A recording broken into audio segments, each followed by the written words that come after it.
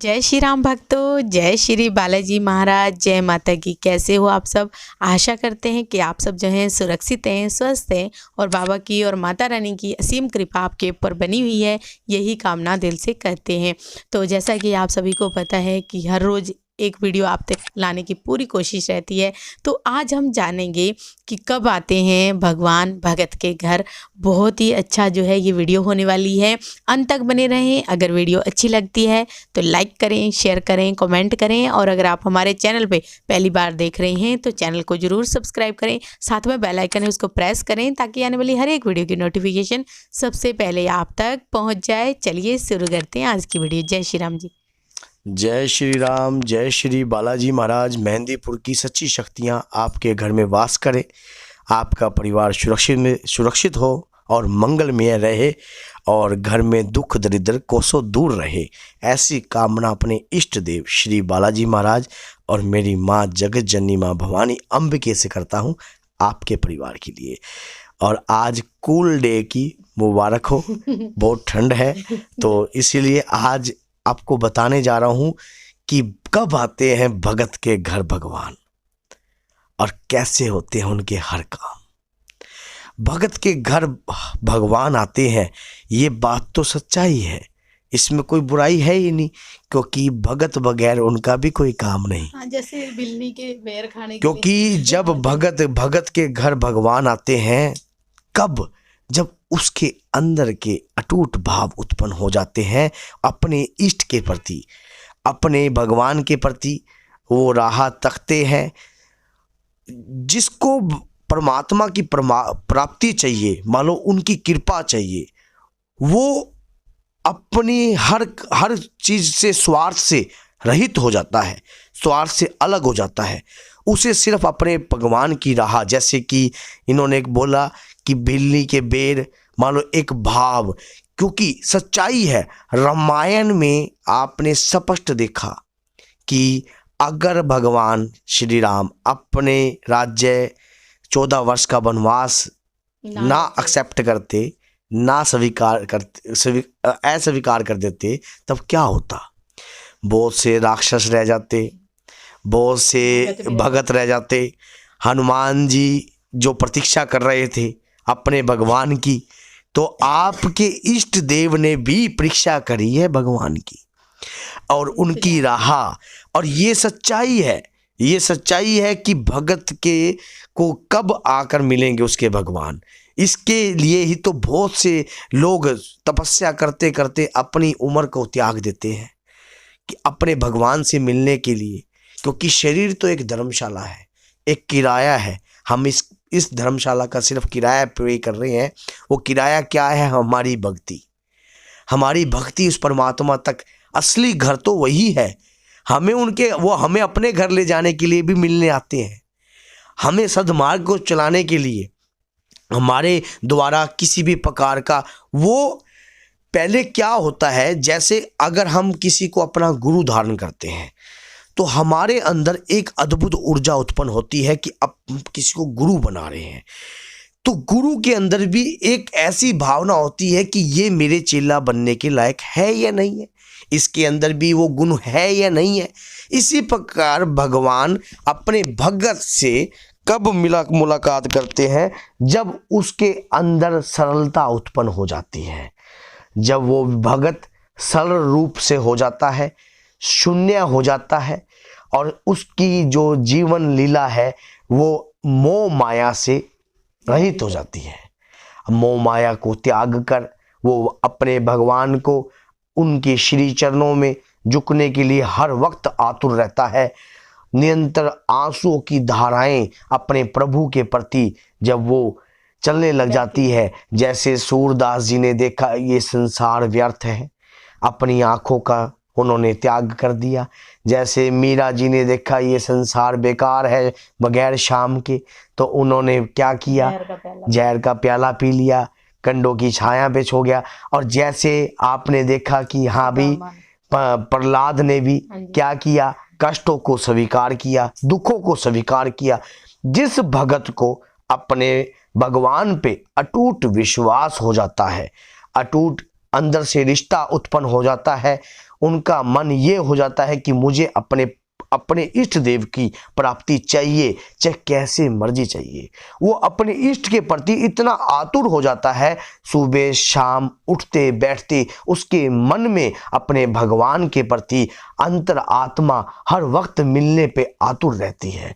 अपने प्रभु के श्री चरणों में हर वक्त वो निछावर रहता है। वो देखता है कि अपने भगत देखता है, अपने भगवान की प्रतीक्षा करता है। लेकिन जब वो आते हैं उसको ऐसा बना देते हैं अपने श्री चरणों के लायक। क्योंकि जब भगवान ही हमें अपने श्री चरणों के लायक बनाते हैं, कष्टों से धो के बार बार परीक्षाएं लेते हैं, ऐसी परीक्षाएं लेते हैं, ऐसे नहीं है वो प्राप्ति देते। क्योंकि जब मीरा के वहां आए तब उन्होंने कैसी परीक्षाएं ली, सामने एकदम बिल्कुल सौम्य रूप में आकर खड़े हो गए ना। मीरा ने कहा, क्या आप राम हो, क्या आप कृष्ण हो? तो उनके हृदय में जब वो ज्योति उत्पन्न हुई, ऐसे ही शबरी के वहां आए, राम रूप में आए। भगवान के अनगिनत रूप हैं। भगवान जब अपने भक्त की परीक्षा लेते हैं, अपने भक्त के समीप आते हैं, तब वो अनगिनत रूपों को धारण करते हैं। वो बार बार देखते हैं कि मेरे भक्त का विश्वास कितना मेरे ऊपर है। जैसे कि माँ वैष्णो देवी में श्रीधर को, जैसे माँ वैष्णो देवी में श्रीधर की परीक्षा ली, उसी प्रकार से ऐसे ही धानु भगत की भी परीक्षा ली। धानु ने 10 बार अपने शीश को चढ़ाया, शंकर भगवान पर रावण ने शीश को काट के चढ़ाया। तो परीक्षाएं भगवान पता नहीं किस किस रूप में लेते हैं आकर। और जब उस परीक्षाओं में भगत पास हो जाता है, तब वही भगत एक दिव्य दृष्टि के रूप में प्राप्त होता है। अगली बार फिर वही जो राम के हैं वही तो उन्हीं के काम आएंगे। जब भगवान राम धरती पर आए थे तो उनके साथ वो भगत भी आए थे। जब भगवान राम गए तब वो भगत भी साथ गए। जो भगवान की भक्ति नित्य नेम करते हैं वो उन्हीं के ही पार्षद बनते हैं, उन्हीं के श्री चरणों में जाते हैं। और जब भगवान धरती पर अवतरित होते हैं तब उन्हीं का ही रूप लेकर वो अनगिनत रूपों में बट जाते हैं। क्योंकि ये सच्चाई है। क्योंकि भगवान कहाँ है, हम ढूंढ बार रहे हैं, लेकिन हमारे हृदय में वास करता है। हम जो सांस ले रहे हैं, एक क्षण के लिए आप रोक के देखिए, क्या ये सांस क्या है? ऐसा क्या सॉफ्टवेयर फिट है हमारे शरीर में जो दिल धड़कता है, ब्लड संचारण रूप से चलता है? ये किसका दिया हुआ है? ये उस परम पिता परमात्मा का है। उसी ने ही हमारे शरीर में धारण किया है इस सांस के रूप में प्राण वायु। इसको प्राण वायु कहते हैं। हमारे प्राणों की वायु दी, और वायु ही भगवान है। सिर्फ उन्हें ढूंढना, कहीं ना ढूंढो, अपने अंदर देखिए। जिस दिन वो जग गए उस दिन आप भी तर गए। जब तक अपने अंतरात्मा को, क्योंकि मनुष्य जो रूप हमने धारण किया है, भगवान ने स्पष्ट कहा है ये मनुष्य रूप जो है बहुत कष्टों के बाद प्राप्त होता है। और ये किस लिए मिलता है? मनुष्य के पास दिमाग है, ज्ञान है। किस लिए है? वो इसलिए है ताकि वो अच्छा बुरा समझ सके, कर्मों को बना सके, अपने कर्मों की लेखा को बना सके, और दूसरों को तारने का मार्ग भी सिखा सके, शिक्षा का प्रदान कर सके। तो मैंने ये कुछ बताया है कि भगत के घर भगवान कब आते हैं? जब उसके अंतर की आत्मा मजबूत हो जाती है अपने इष्ट के प्रति, अपने भगवान के प्रति। ऐसे ही हनुमान जी महाराज आपके घर में आएंगे, लेकिन वो आप जब कब आएंगे? जब आप उनका सिंहासन हिला दोगे।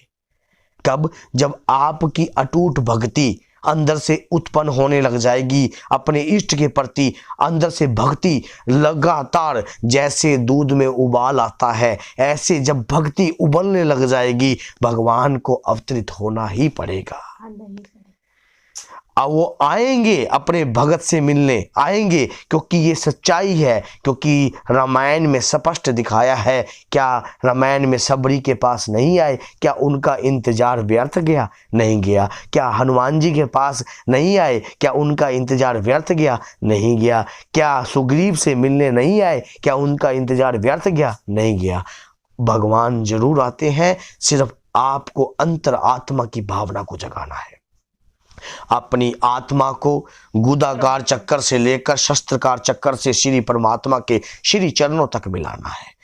जब आपके ये श्री चरणों में आपका यापन हो जाएगा, भगवान के श्री चरणों में आप अपने आप को समर्पित, कहते हैं ना, लगन तुमसे लगा बैठे, जो होगा देखा जाएगा, तुम्हें अपना बना बैठे, जो होगा देखा जाएगा। क्योंकि जब श्री चरणों से लगन लग जाती है ना, फिर सब चीजें व्यर्थ लगती हैं, फिर कुछ भी नहीं अच्छा लगता। चाहे करोड़ों रुपया सामने पड़ा हो, चाहे धन दौलत सामने पड़ी हो, जब उस श्री चरणों से लगन लग जाती है, बस संबंध लगन लगाने से है।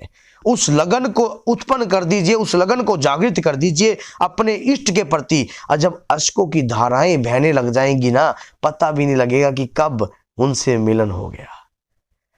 क्योंकि भगत के बगैर भगवान भी नहीं है। कहते हैं कि मन चाही होती नहीं, प्रभु चाही तत्काल, बलि मांगे बैकुंठ को, भेज दियो पाताल। हमारे मन चाहने से कुछ नहीं होगा, हमें अपना तप करके अपने आप को जगाना है, अपने अंतर की आत्मा को जगाना है। जिस दिन वो आत्मा जग गई और वो स्वयं परमात्मा से मिलन करवा देगी। तो बोलिए जय सीताराम, जय श्री बालाजी महाराज, जय माता।